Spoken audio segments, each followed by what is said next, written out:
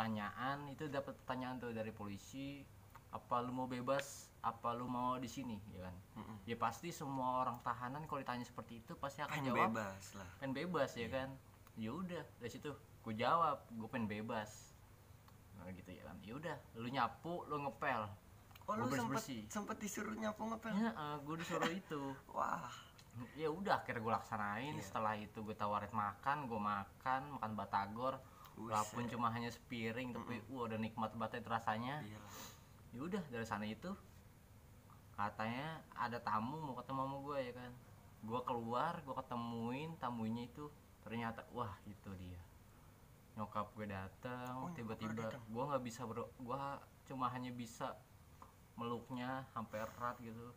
Gue nggak tahu harus bilang apa, cuma hanya bilang terima kasih dan gue sujud syukur.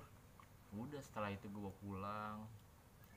Udah beberapa hari kemudian nyokap gue juga pasti akan khawatir kalau anaknya tuh takut mengulangi kesalahannya lagi gitu. Jadi dari situ memutuskan orang tuaku untuk membawa gue ke pondok pesantren. Dari situlah tuh masuk. Itu lo sebenarnya mau apa enggak? Kayak terpaksa gitu apa gimana? Sebenarnya itu juga gue udah mau, emang dari hati gue pengen banget berubah ya kan. Mungkin ini udah jalan jalannya yang tepat gitu ya untuk perubahan diri gue sendiri. Ya udah akhirnya situ gue masuk pesantren, sana gue mengenal. Gue di situ ditanya, untuk apa pesantren? Karena diri sendiri ingin berubah, menjauhi semua larangan, semua problemannya yang buruk itu, menjauhkan semualah segala macam maksiat, segala macam bla bla bla bla bla. Nah dari situ gue udah mulai berpikir gimana caranya gue harus bisa sholat, gimana caranya gue harus bisa ngaji. Nah dari malam tersebut gue dites, suruh membaca syahadat. Syahadat gue apa? Iya kan biasa syahadat mah apa kan. Cuman kalau tanya artinya, nah itu gue bingung tuh. Dulu bingung gue ya kan. Tanya bisa baca Al-Quran? Gue jawab kagak bisa. Kali gue buka huruf ya kan, buka Al-Quran, Bismillah, A'udzubillahi minasyaitonirrajim, itu bisa lah ya, Bismillahirrahmanirrahim ya gitu. Nah suruh baca, waduh ini huruf apaan gue gak tahu, gak paham sama sekali ya. Akibat pergaulan bebas ya. Dari situlah tuh mulai bertahap ya kan, dari seminggu, 2 minggu, 3 minggu berjalan seiringnya waktu. Gue tahu yang mana namanya hidup benar, yang mana hidup nggak benar. Situlah tuh. Dari semua ini emang pasti ada hidayah gitu ya, ada jalannya. Yang penting sih saran gue ya kan, buat kaum kids zaman now, anak zaman sekarang gitu ya kan. Iya. Namanya buat sholat, buat baca Al-Quran tuh udah dijauhkan. Kenapa? Karena handphone sekarang. Iya benar. Handphone itu anak dia. Kecil aja, aduh. Zaman gue dulu aja tuh namanya handphone SD, waduh belum ada, masih zamannya main gundu segala macam bla bla ya. Dulu ya sampai sekarang sih kalau ini kan apa namanya disuruh sholat nggak sholat lewat 1 menit aja digebukin gue.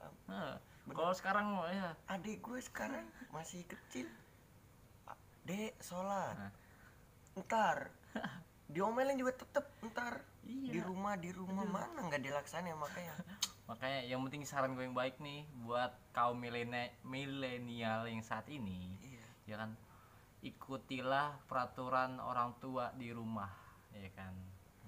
Semoga apapun yang kau jalani mendapatkan ridho ilahi yang baik. Amin. Iyalah. Terus buat para orang-orang yang pernah terjerumus dunia hitam, ingin kembali ke dunia yang lebih benar, yang lebih baik, yang penting punya dua ya kan. Yang pertama niat dan kemauan. Dimana kalau orang ada niat pasti harus ada kemauan.